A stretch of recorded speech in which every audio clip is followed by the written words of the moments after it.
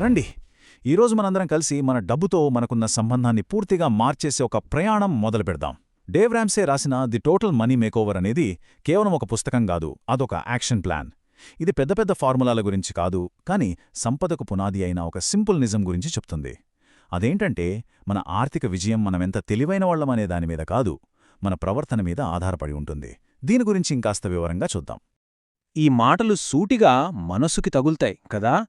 అసలు సమస్య డబ్బు సంపాదించకపోవడం కాదు. చాలామంది కష్టపడి పనిచేస్తారు, సంపాదిస్తారు. కానీ అసలైన ఛాలెంజ్ ఏంటంటే, సంపాదించిన డబ్బును మన కంట్రోల్లో ఉంచుకోవడం. ఈ మొత్తం ప్లాన్ యొక్క ముఖ్య ఉద్దేశం ఈ సమస్యను పరిష్కరించడమే. అంటే డబ్బును మన బాస్గా కాకుండా మన సేవకుడిగా ఎలా మార్చుకోవాలనేదే అసలు విషయం. మనలో చాలామంది మనకు తెలియకుండానే ఒక అదృశ్య వలలో చిక్కుకున్నాం. అప్పు అనేది మన వ్యక్తిగత బలహీనత కాదండి, అది ఇప్పుడున్న సమాజం మన మీద పన్నిన ఒక పెద్ద వల. క్రెడిట్ కార్డ్ ఆఫర్లు, ఈజీ లోన్స్, ఇప్పుడే కొనండి తర్వాత కట్టండి అనే ఆకర్షణీయమైన మాటలు, ఇవన్నీ మనల్ని అప్పుల ఊబిలోకి లాగడానికే డిజైన్ చేయబడ్డాయి. మనం వెయ్యాల్సిన మొదటి అడుగు ఈ వలను గుర్తించడమే. ఈ చక్రాన్ని ఓసారి జాగ్రత్తగా చూద్దాం. ఇది చాలామంది జీవితాల్లో జరిగే కథే. మొదట మనం కష్టపడి డబ్బు సంపాదిస్తాం. తర్వాత ఆ డబ్బుని ఖర్చు పెడతాం, చాలాసార్లు మన అవసరాల కన్నా ఎక్కువగానే. ఖర్చులు ఆదాయాన్ని దాటినప్పుడు అప్పు తీసుకుంటాం. ఆ అప్పు తీర్చడానికి మళ్ళీ కష్టపడాలి, కానీ అప్పటికే వడ్డీ మన భారాన్నింకా పెంచుతుంది. ఇది అచ్చం ట్రెడ్మిల్ మీద పరిగెత్తినట్టే ఉంటుంది. మనం పరిగెడుతూనే ఉంటాం, కాని ఒక్క అడుగు కూడా ముందుకు వెళ్ళం. ఈ చక్రం మన ఆర్థిక ఎదుగుదలను ఏళ్ల తరబడి ఆపేస్తుంది. డేవ్ రామ్సే చెప్పిన ఈ ఒక్క మాట మన ఆలోచనా విధానాన్నే మార్చేస్తుంది. మనం కట్టే ప్రతి ఈఎంఐ, ప్రతి వడ్డీ మన భవిష్యత్తు నుంచి దొంగిలించబడిన డబ్బే.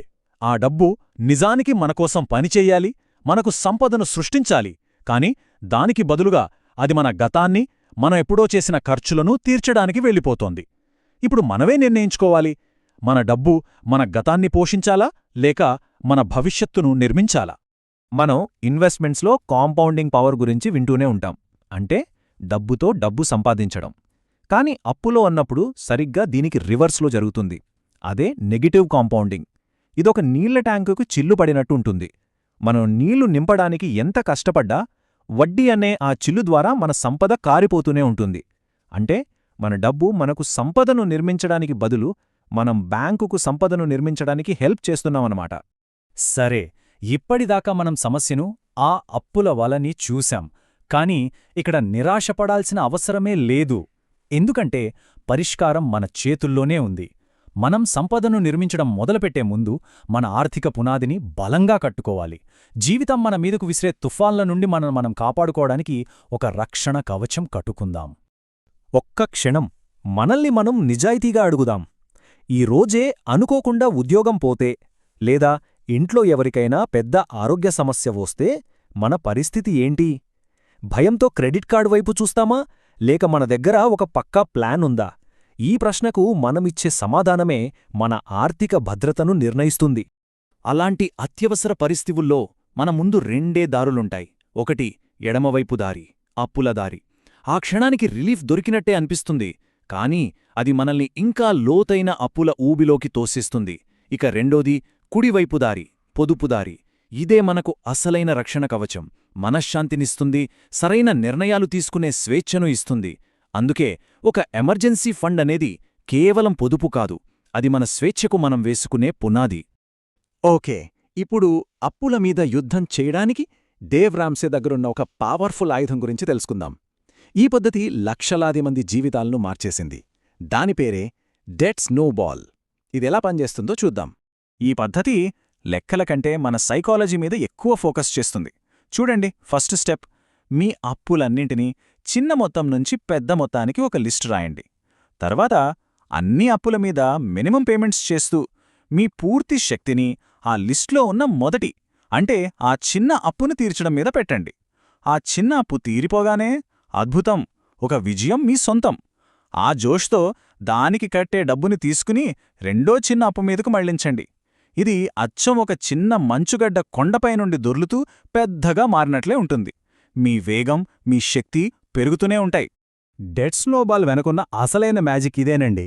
గెలిచే ప్రతి చిన్న గెలుపు అవును, నేను ఇది చెయ్యగలను అనే నమ్మకాన్ని పెంచుతుంది. ఇది కేవలం అప్పులు తీర్చడం కాదు, ఇది మన డబ్బుతో మనకున్న సంబంధాన్ని మార్చుకోవడం. మీరు కంట్రోల్ని తిరిగి సంపాదిస్తున్నారు. ఈ చిన్న విజయాలే మనల్ని పెద్ద ఆర్థిక స్వేచ్ఛ వైపు నడిపించే మెట్లుగా మారతాయి. సరే, ఇప్పుడుదాకా మనం డిఫెన్స్ గురించి మాట్లాడాం, అంటే అప్పుల నుండి బయటపడటం. ఇప్పుడు అసలైన ఆట మొదలవుతుంది, అదే అటాక్, అంటే సంపదను నిర్మించడం. కేవలం బతకడం కాదు, ఆర్థికంగా ఎదగడానికి కావలసిన రూల్స్ ఏంటో ఇప్పుడు చూద్దాం. చాలామంది బడ్జెట్ అనే పదం వినగానే అదో శిక్షలా, జైలులా ఫీలవుతారు. కానీ నిజానికి బడ్జెట్ అనేది మన స్వేచ్ఛకు తాళం చెవి. సింపుల్గా చెప్పాలంటే నెల చివర్లో అయ్యో డబ్బులన్నీ ఏమైపోయాయి అని ఆశ్చర్యపోవడం కాదు, నెల మొదట్లోనే ప్రతి రూపాయికి నువ్విక్కడికి వెళ్ళు అని మనమే ఆర్డర్ వేయడం. బడ్జెట్ అంటే కంట్రోల్, పరిమితి కాదు. చూడండి, బడ్జెట్ అసలు లక్ష్యం ఈ చార్ట్లో క్లియర్గా ఉంది. మన ఆదాయానికి, మన ఖర్చులకి మధ్య ఎప్పుడూ ఒక గ్యాప్ క్రియేట్ చేయడం. ఈ గ్యాప్, ఈ మిగిలిన డబ్బే మన భవిష్యత్తుకు ఇంధనం. ఇదే మన పొదుపు, మన పెట్టుబడి. ఈ గ్యాప్ ఎంత పెద్దగా ఉంటే మన ఆర్థిక లక్ష్యాలను అంత ఫాస్ట్గా చేరుకుంటాం. మన జీతం పెరిగినప్పుడు మనం ఒక కూడలి దగ్గర నిలబడతాం. చాలామంది వెళ్లే దారి ఏంటంటే వాళ్ల జీవన శైలిని కూడా పెంచేసుకోవడం. పెద్ద ఇల్లు, కొత్త కారు, ఇలా అన్నమాట. కాని ఇది మనల్ని ఎక్కడికి తీసుకువెళ్లదు. కాని నిజంగా సంపదను సృష్టించేవాళ్లు రెండో దారిని ఎంచుకుంటారు. వాళ్లు తమ లైఫ్ స్టైల్ని అలాగే కంట్రోల్లో ఉంచుకుని పెరిగిన ఆదాయాన్ని తమ భవిష్యత్తు కోసం పెట్టుబడి పెడతారు. వాళ్లు వస్తువులని కాదు, ఆస్తులని కొంటారు. ఇక ఇది ఐన్స్టీన్ చెప్పిన ప్రపంచంలోని 8వ వింత, కాంపౌండింగ్. ఈ స్లైడ్ చూస్తే ఒక చిన్న విత్తనం ఎలా మహావృక్షంగా మారుతుందో అర్థమవుతోంది. మనం రెగ్యులర్గా చిన్న చిన్న మొత్తాలను ఇన్వెస్ట్ చేసినప్పుడు మొదట్లో పెద్దగా పెరుగుదల కనిపించదు. కానీ సమయం గడిచే కొద్దీ, అంటే 10 ఏళ్ళు, 20 ఏళ్ళు, మన డబ్బు మనకోసం పనిచేయడం మొదలుపెడుతుంది. ఇది మన డబ్బు మనకోసం ఒక సైన్యాన్ని తయారు చేసుకున్నట్లే. అందుకే ఈ ప్రయాణాన్ని ఎంత తొందరగా మొదలుపెడితే టైం అనే మన ఫ్రెండ్ అంత పవర్ఫుల్గా సహాయం చేస్తాడు. ఇంత కష్టపడటం, ఇంత క్రమశిక్షణ పాటించటం, అసలు దీని వెనక ఉన్న అసలైన లక్ష్యమేంటి? మనకు దక్కే అసలైన బహుమతి ఏంటి? ఒక్కసారి ఆలోచిద్దాం. ఈ అప్పులు తీర్చడం, బడ్జెట్ వేయడం, ఇన్వెస్ట్ చేయడం, అసలు వీటన్నింటి వెనక ఉన్న అసలు కారణమేంటి? అంతిమ లక్ష్యమేంటి? సమాధానం చాలా సింపుల్. మన లక్ష్యం ఖరీదైన వస్తువులతో బందీగా మారటం కాదు, స్వేచ్ఛను పొందడం. అసలైన బహుమతి అదే, డబ్బుతో కూడా కొనలేని స్వేచ్ఛ. మన సమయం మన కంట్రోల్లో ఉండడం, మనకిష్టమైన పని చేయడం, మనకిష్టమైన వాళ్లతో సమయం గడపడం, ఇదే కదా నిజమైన సంపద. ఈ ప్రయాణం కాస్త పెద్దదిగా అనిపించొచ్చు, కాని దారి మాత్రం చాలా స్పష్టంగా ఉంది. ముందుగా అప్పుల సంకెళ్లు తెంచుకోవడం, తరువాత పొదుపు అనే పునాది వేయడం, క్రమశిక్షణతో పెట్టుబడి పెట్టడం, చివరికి ఆర్థిక స్వేచ్ఛ అనే సూర్యోదయాన్ని చూడటం. మనం వేసే ప్రతి అడుగు మనల్ని ఆ స్వేచ్ఛకు దగ్గర చేస్తుంది. చివరగా ఈ ఒక విషయాన్ని గుర్తుంచుకోండి, ఆర్థిక విజయం అనేది రాకెట్ సైన్స్ కాదు. దీనికి పెద్ద పెద్ద ఫార్ములాలు అవసరం లేదు. దానికి కావలసిందల్లా ఒకటే ఒకటి, నిబద్ధత. ప్రతిరోజూ సరైన చిన్న చిన్న నిర్ణయాలు తీసుకోవడానికి కట్టుబడి ఉండటం. మరి ఈ ప్రయాణాన్ని మొదలుపెట్టడానికి మనం సిద్ధమేనా?